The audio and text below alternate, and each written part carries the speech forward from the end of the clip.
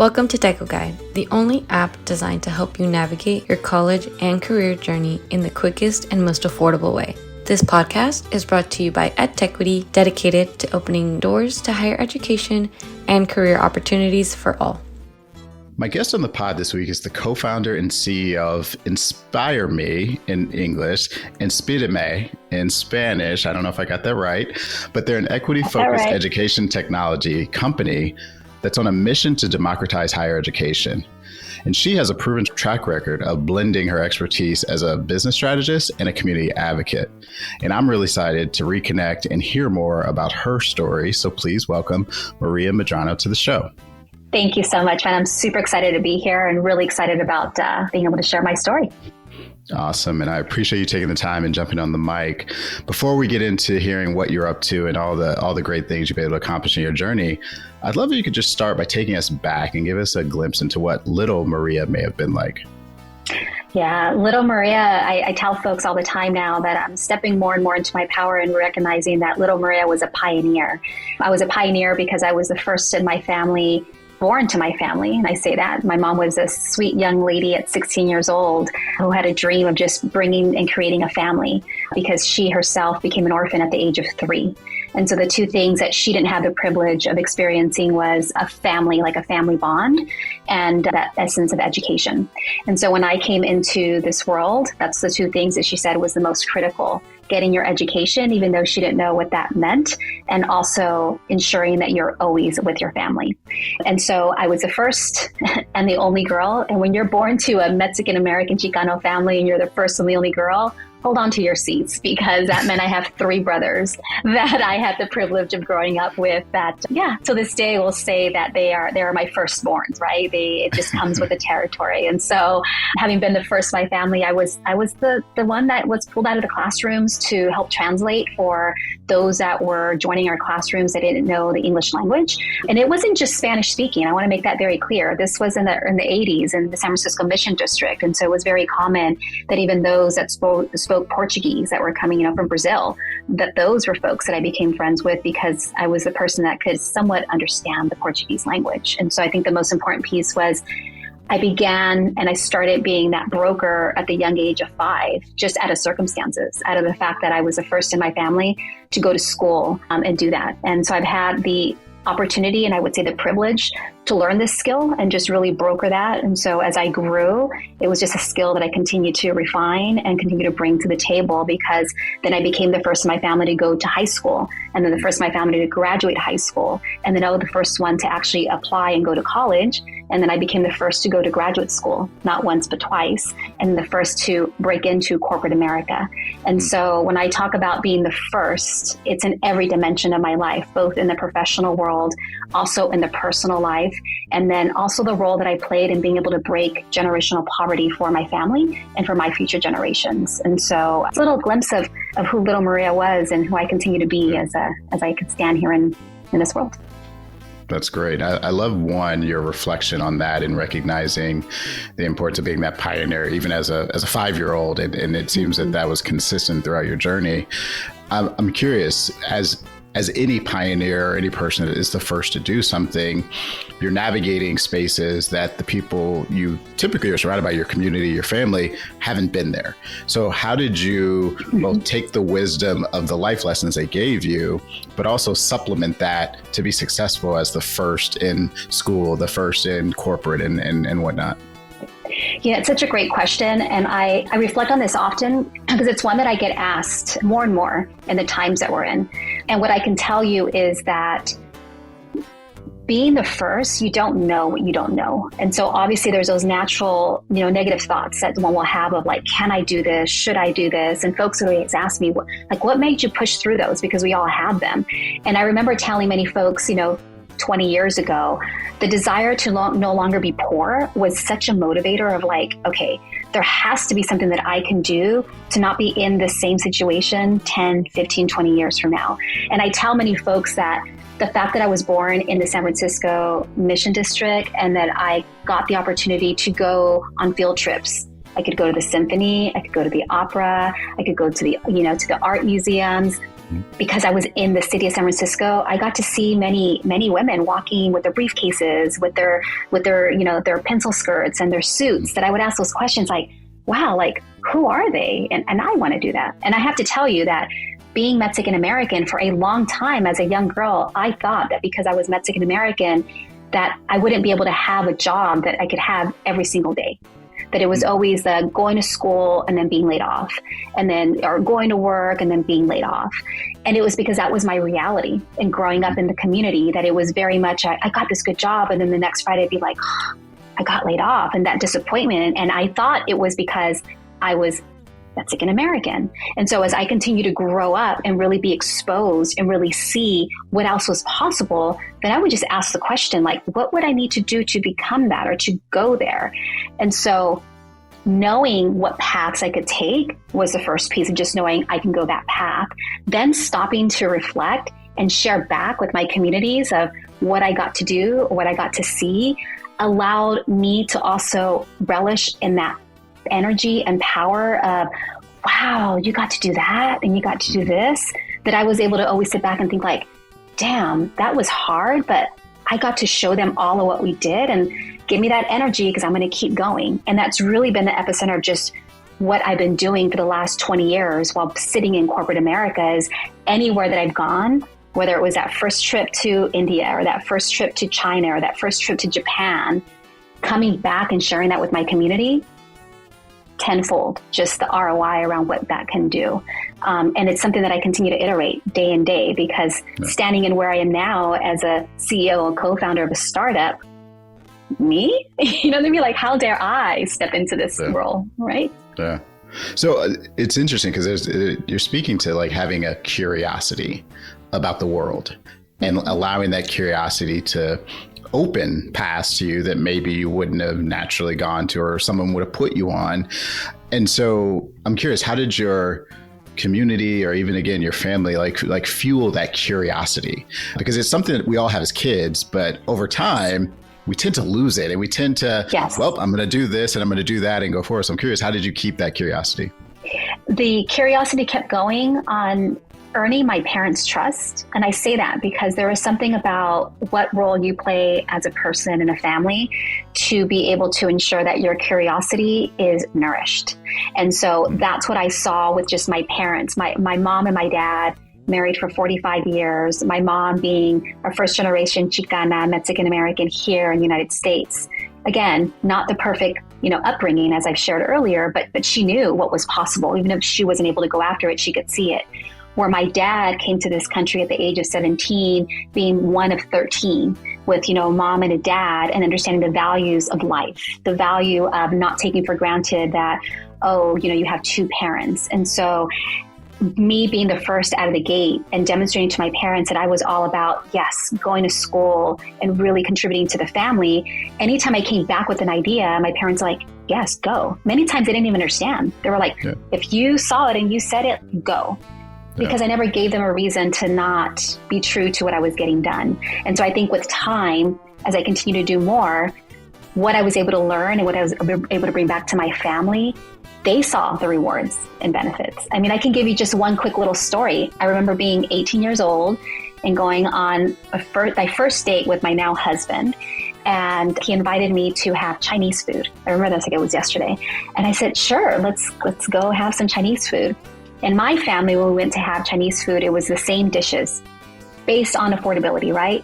Mm-hmm. Chicken fried rice and chicken chow mein, because that's all my parents could afford to feed the family of 5 that we had.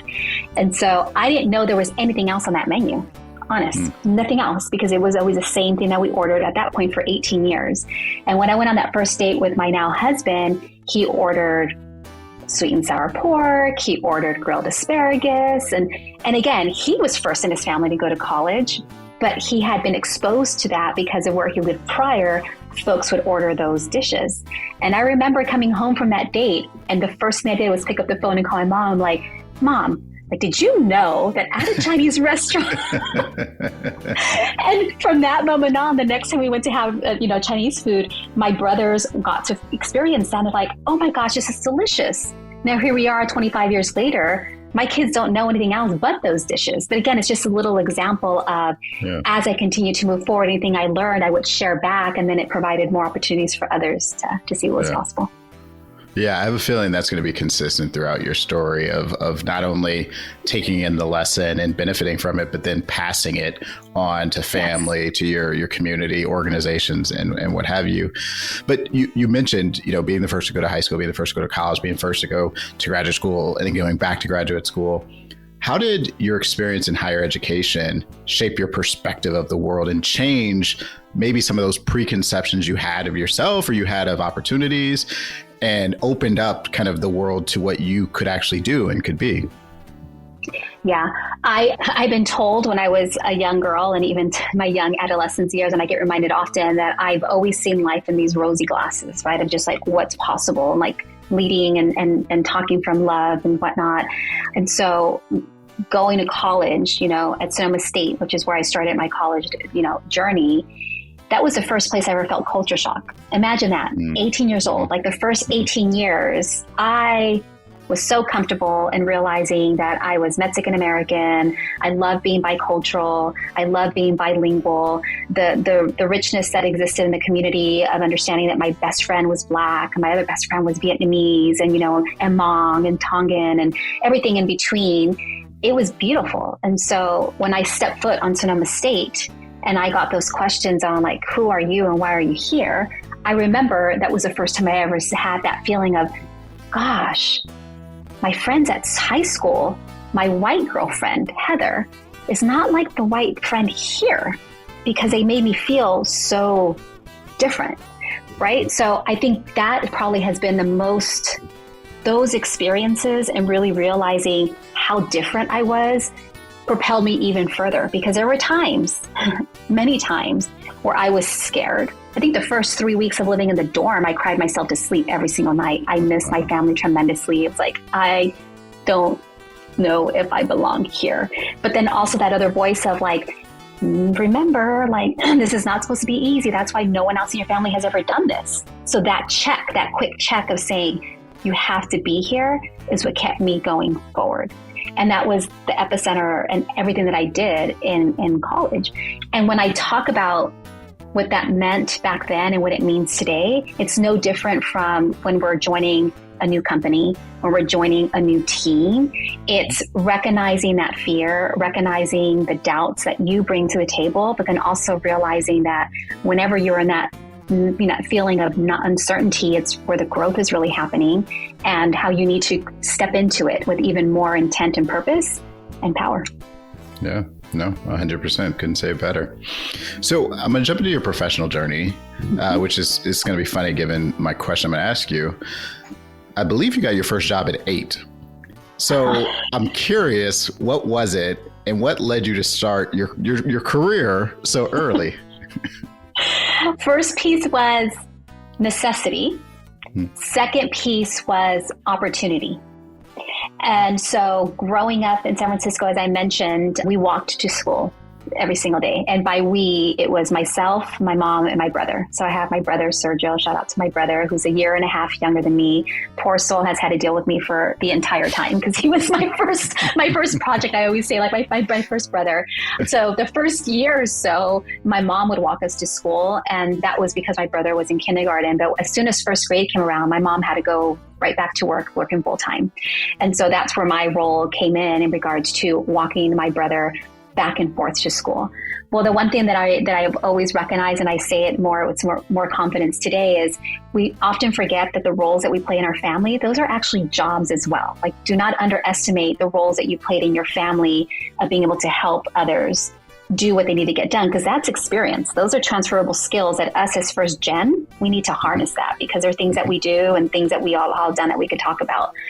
But I say that because about 3 weeks into the solo role of taking my brother back and forth to school, a mom stopped me on the way to school who said, I've been observing you walk your brother to and from school the last couple of weeks.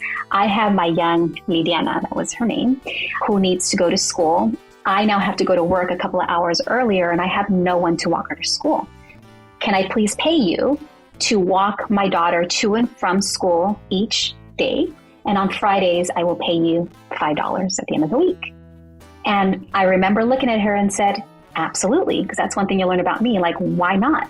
Yeah. And so that was officially my first job, where every morning after getting up and walking to school, about 2 blocks in, would knock on Liliana's door, pick up Liliana, hold her hand, walk her to school, to class, and after school do the same thing and take her home. Because who was home was her grandmother, but her grandmother didn't know the English language and was very timid about walking to and from school. So as soon as she opened the door, she would take her sweet Liliana indoors and be the amazing grandma that she was. And so that was literally my first job, because that enabled me to use those $5 to buy stickers, which then I would sell at school, and the rest is history. Wow. No, I love what you said, where you started to say it came out of necessity and opportunity. And then where you took it to say that, like, because this is really what this podcast is about. I believe people of color, women, those with disabilities, we have superpowers that we've developed, our unique lived experience, that we don't value the same way of, a degree or something else that the world may place more name value on. But because of your experience, you had a skill set that someone needed and someone was really able to benefit from. And I think all of us possess many of those that we're just sitting on and we're not really fully utilizing to their full capacity. So I'm glad you were able to do that even as early as age 8. So true. You've had experiences throughout your career at a number of leading tech companies, Cisco, Visa, Google.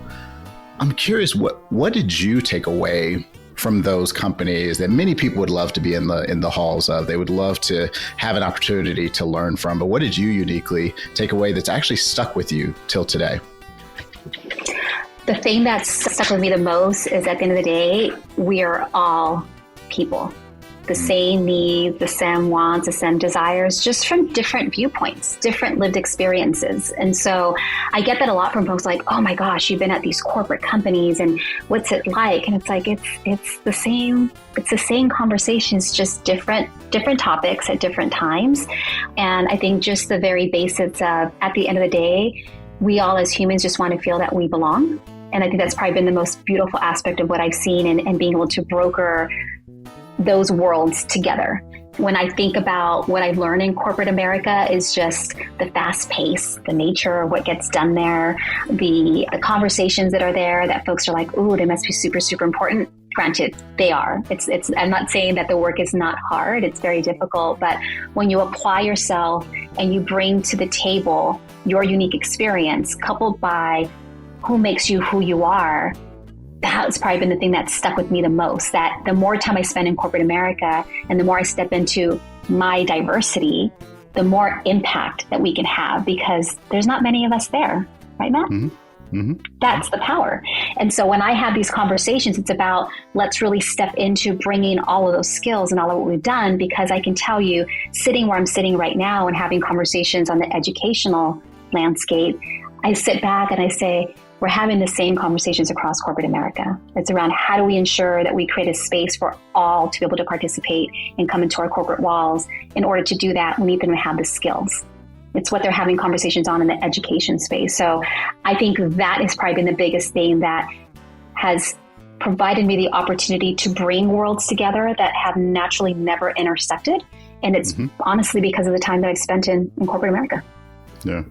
Well, it would have been very easy for you to even either stay at some of those companies or add other similar type, tech icon brands and ride off into the sunset and have an amazing career with amazing experiences, making a difference. But earlier this year, you decided to pivot and set on the entrepreneurial journey. So before we get into what you're doing, I'm curious, how did you know it was the right time to do that? Leadership. So one thing I'll say there, when you're a leader, I think one big opportunity that every leader has is to continue to grow and learn more about what makes you that leader, or what leader do you want to become. And so what I learned, especially during my time at Google, was, who am I as a leader? What actually drives me? What is my intention in the work that I'm doing? And it's where I learned that I'm actually a manifester. I'm a manifester that I can proudly say, yes, I am. And I also learned that I manifest even more so when I actually am sitting in the opportunity. And so what I quickly realized coming into January was that I had spent a good amount of time in corporate America really understanding all of the opportunities that are there. And although I've always been very proximate to the education world and staying very proximate by supporting and mentoring students, and oh, by the way, I'm married to my life partner who is an amazing community college counselor and faculty member, I've heard the stories. I know the issues. I know the roadblocks. But I also realized I really wasn't sitting in the conversations.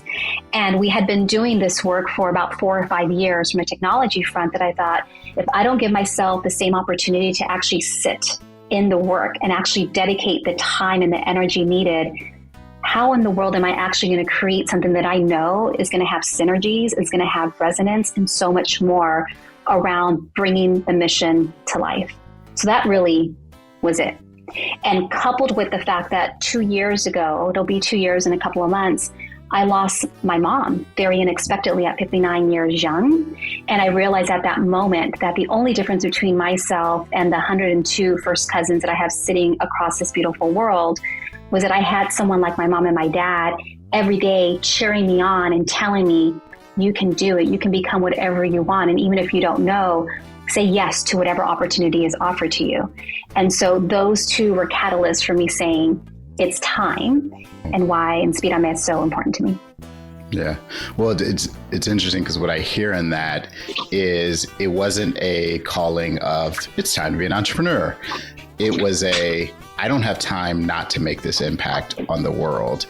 And it sounds like there were things happening in your life that also gave you that perspective of like, now is the time. And now is when I need to make that pivot. And, as difficult it is to lose a parent, and I just recently did that with my mother, I do believe it helps you with clarity and perspective and being able to truly evaluate how you're allocating your greatest resource, which is your time.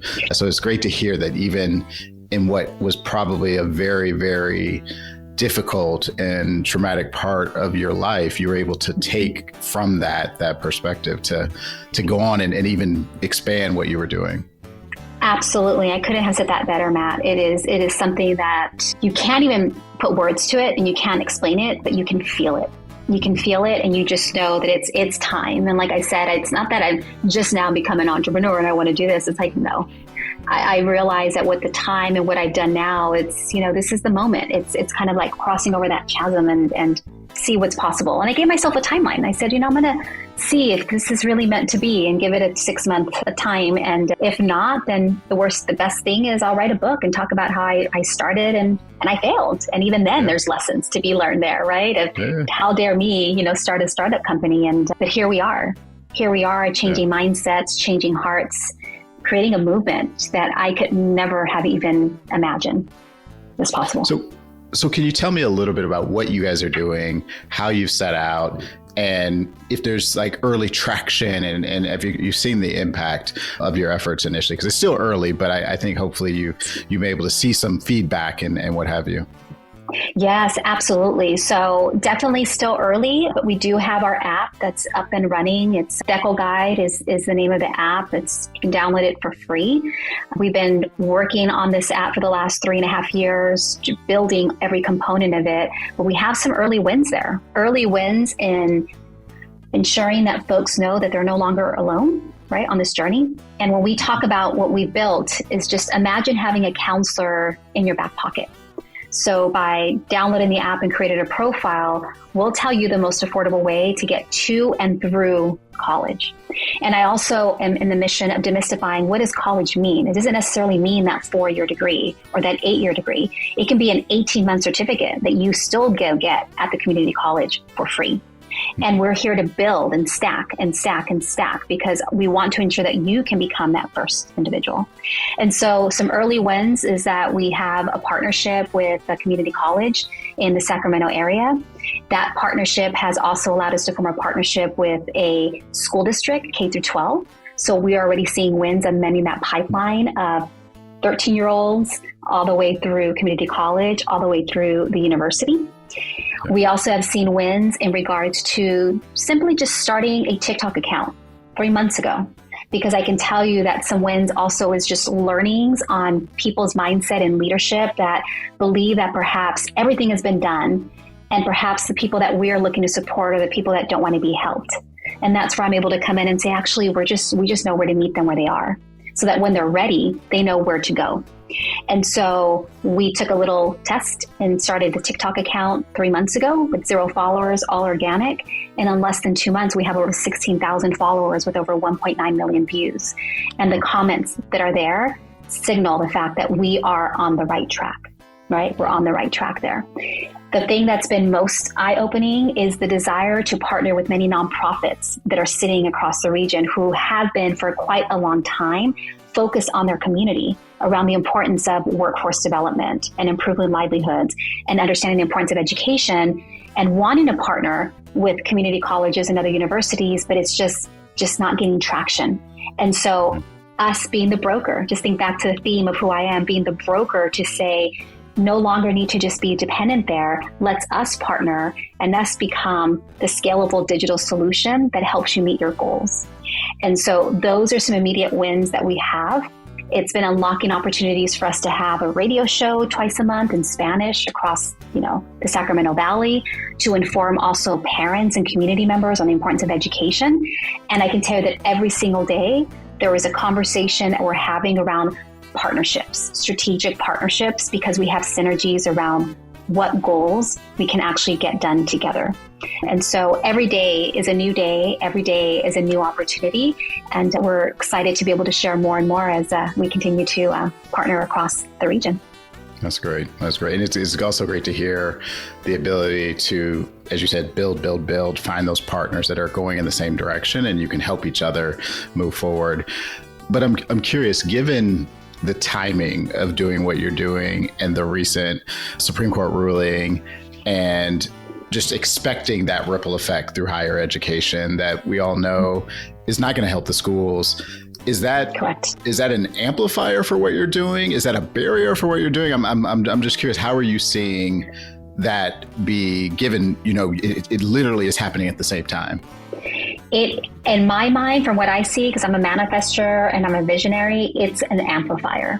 Okay. It also provides the opportunity for us to re-engage in conversations, because I'm very mindful that I've been sitting in this world in corporate America where I know the value and the opportunity that technology can have to actually scale and actually drive impact. But the folks that we're bringing this to, technology is kind of like, I'm not sure, what does that do? And so it's actually allowed us to re-engage in conversations in a way that we can start to help them understand how we can actually partner, so there is no fear or confusion or misunderstanding. Because what we know is that when things like the Supreme Court hearing and decisions are being made, who's actually being impacted the most? It's the same folks that have not been asked to participate in the systems. And that's who we are. That's our primary focus. When you ask me who is our primary audience right now, just to stabilize, to get everybody's attention, we say it's our first generation, low income, Latinx, Black students who are also dreamers, refugees, formerly incarcerated, foster youth, the high school student that by the time they get to 10th and 11th grade, they're saying, college, I'm cool. I'm cool with just what I got here. And then in California alone, there's 18 million adults that have no form of higher education.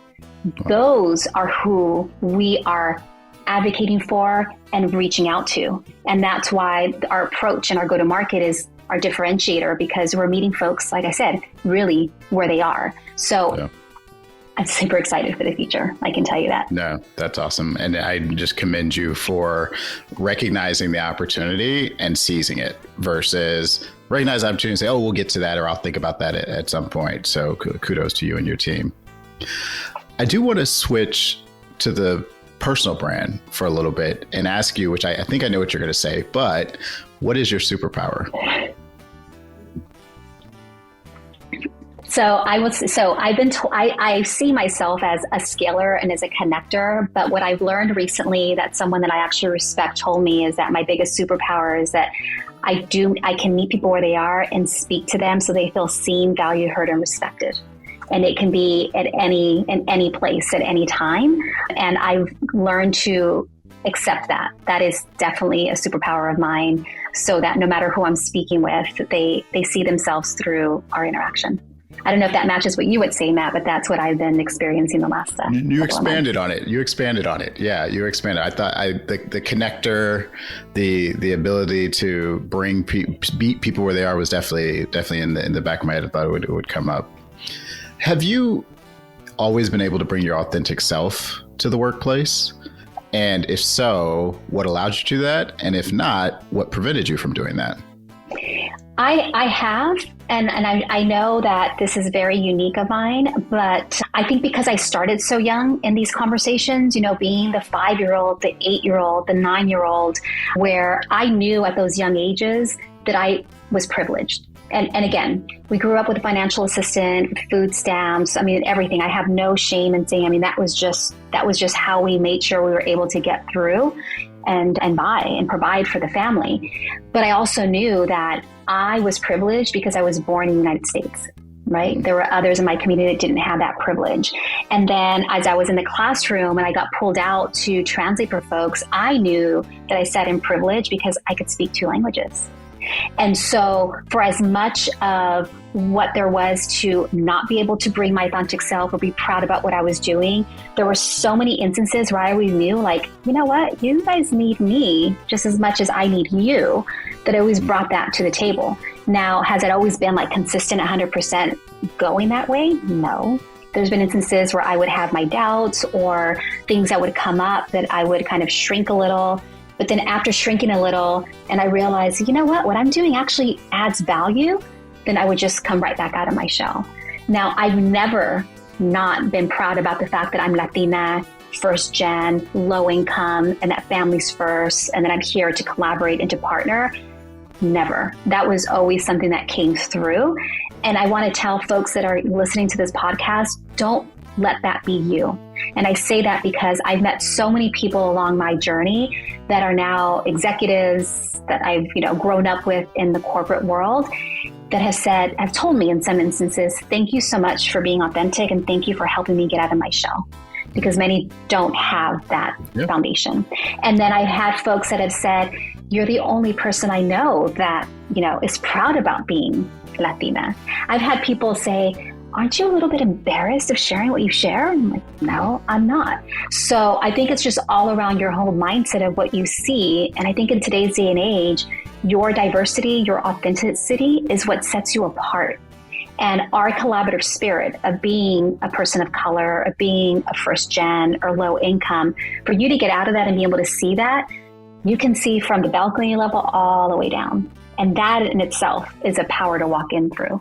And so as I think about what I've been able to do, I'm grateful that I've never lost my way. I'm grateful, and I'll say this word because I say it, in other spaces as well, that I never wanted to be a sellout. And I don't like using that word often, but that's what you hear a lot in the barrios, right? Of oh my gosh, here they go. Sell out here, sell out that. And I'm here to say, you don't believe me, you do not got to be a single sellout. You can bring your full authentic self. Is it going to be hard and bumpy? It is, but don't give up. There's not a day that you can't turn it around and just bring it all. Yeah. You're preaching to the choir. There's so many things you're saying that I think we all get to, but some of us get there later, or some of us get there at different parts of our journey. And then when you look back here, oh man, I wish I would have had this at 8, or I wish I would have had this when I first started working, because it can be challenging to be yourself. And when you look up into an organization or you look into an industry and you don't see anyone like you. And so where do you pull from for that? So yeah. Hands down. And then when you are in that position, don't take for granted the fact that there are so many that are looking around and they see you as, wow, a role model. And oh my gosh, that because you're so busy constantly going, you have to step back and say, yeah, I'm human. I've had, and it has not been easy. But, how do you have that growth mindset to make sure that you don't let those things hold you back? And so there is something to be said about the responsibility that we all have, when we are aware of our privilege and what we're doing to help others, see their own. Yeah. So speaking of privilege, have you had a mama, we made it moment? Oh, I'm not going to get sad, but I'm not going to cry on this one. But the day that my mom took her last breath, 2 years ago, the fact that I was able to have my mom in my home for 11 days straight, to have family and friends from all around come to my home to bid farewell to my mom. And I was able to provide her the most amazing farewell that she earned and deserved tenfold, to the ceremony happening on her, which should have been her 60th birthday. That's not by coincidence. And that we had family and friends from, like I said, so many places, and have my attention fully just be of being in the moment, not worrying about how am I going to pay for this, or what am I going to do, or all those worries and fears that I know what they are because I lived them for so long. It was at that moment that I was like, we made it. That's beautiful. That's beautiful. And I just thank you for sharing, because that, me specifically, that hits in a way that is just, it's like you said, there's no words, but I feel it. I could definitely feel it. So I'm going to light it up and hopefully we can have a little bit of fun. When they turn your life story into a movie, who would you want to play you on the big screen? Oh, I don't even think she's born yet. Is that bad to say? Fair. That's fair. I don't know yet. I don't know if she's born, or I don't know if she's aware. She hasn't walked into her power, but yeah. That's a good one. So what song would play in the trailer? I love Linda Ronstadt. Love Linda Ronstadt. And so any song from her Canciones de mi Padre would be playing, because I was introduced to Linda Ronstadt as that Mexican powerhouse that sang her vocals, recognizing and honoring her heritage and who she was. And when I found out that Linda Ronstadt didn't speak Spanish and was a world-renowned superstar in the English market way before she was ever singing Canciones de mi Padre, I about fell out of my chair. And so there is something to be said about her power and her stepping into her purpose. So it would have to be a Linda Ronstadt song. Interesting. So I'm a huge fan of stories. It's why I do the podcast. I think there's just so much you can learn from sitting across from someone and hearing about their unique experiences. But for you, if you could sit with 3 people and they could be with us, they could have passed on, and hear their story firsthand, who would be your 3? Oh my gosh. Cesar Chavez, Martin Luther King. Oh my gosh. These are all just like, and Frida Kahlo. Would you do them all together, or would you want them separate? No, it would be all together first, just for that initial shock. And then I would appreciate like a 15-minute debrief of like, how was that for you? Says the connector that wants to meet them where they are. Yes, that's right. Yes. So is there anything I didn't ask that you want to share, or anything you want to ask me? Matt, I just want to give you a shout out, because I know I saw your amazing stories, and it took me me obviously reaching out, because I'm not shy about reaching out, but just saying, hey, Matt, I'd love to share my story. And you saying, absolutely. So thank you. Thank you for the space. Thank you for the invitation. I look forward to sharing more of my story as it continues to unfold. So just know that is always an open invitation. But thank you for what you're doing, because the one thing that I've been telling folks through my own journey, what we're doing with Inspirame, is that we believe everyone just needs a little bit of inspiration, and that inspiration is so much powerful when it comes through storytelling. So continue to do what you're doing, because it matters and it's needed. And I'm just super grateful to have been part of it. Oh, well, thank you for being willing to share your story, because I think a lot of times we cannot, to your point, we cannot realize that inspiration you can be for someone that you don't even know. And there's someone listening right now that doesn't know you. They may not even know me, but if they're able to take something away, that's the power of this medium, power of this format that I think makes it definitely worth the time and effort. So thank you. But before I let you go, if people want to follow, they want to keep up with your story, they want to hear about the future chapters that have not yet been written, where should I send them? Please send them to my LinkedIn profile. You can definitely find me there for those of us that are on LinkedIn, but for the rest of the world, at decoguide.com on TikTok. You'll continue to hear the gems that we're dropping there. On Instagram, it's decoguide_. I encourage you all, if you can, download our app because you'll continue to hear from us there. And if you're at all in any way interested, inspired, concerned, just whatever emotion that I'm evoking, please reach out. You can help us tremendously by just simply following us and reaching out. And we're always looking for partnerships and we're always looking for synergy. So please, I look forward to hearing from anyone that is interested in connecting. Awesome. Well, I'll include all those links. And again, I appreciate you for sharing your story so transparently and authentically. It really means a lot. Oh, thank you, Matt. Thank you so much.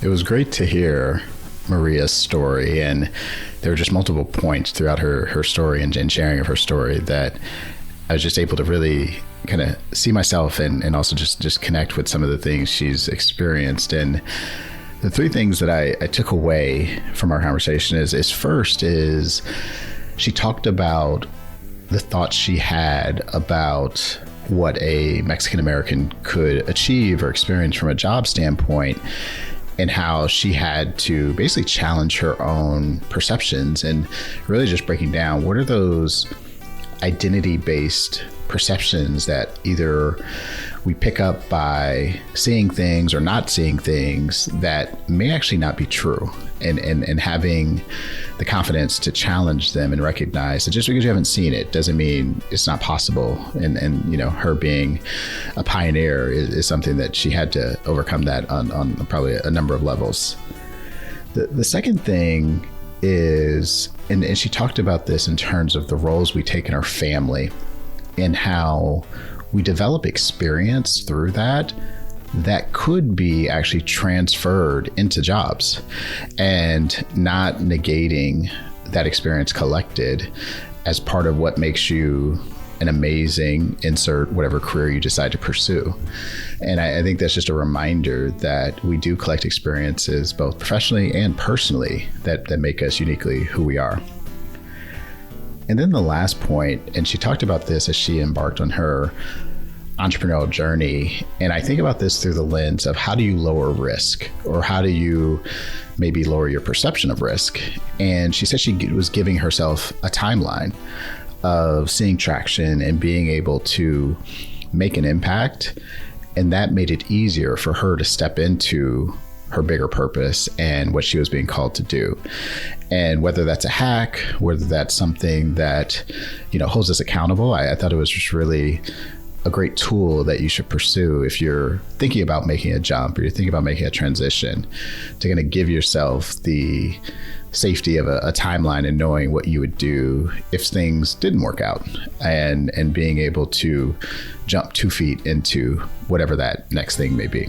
Thank you for tuning into Techo Guide, the app focused on bringing you tools and content to help you make better decisions about school, life, and career. We hope this episode has inspired you to pursue and excel in your own educational and career journey. Don't forget to subscribe, follow, and share.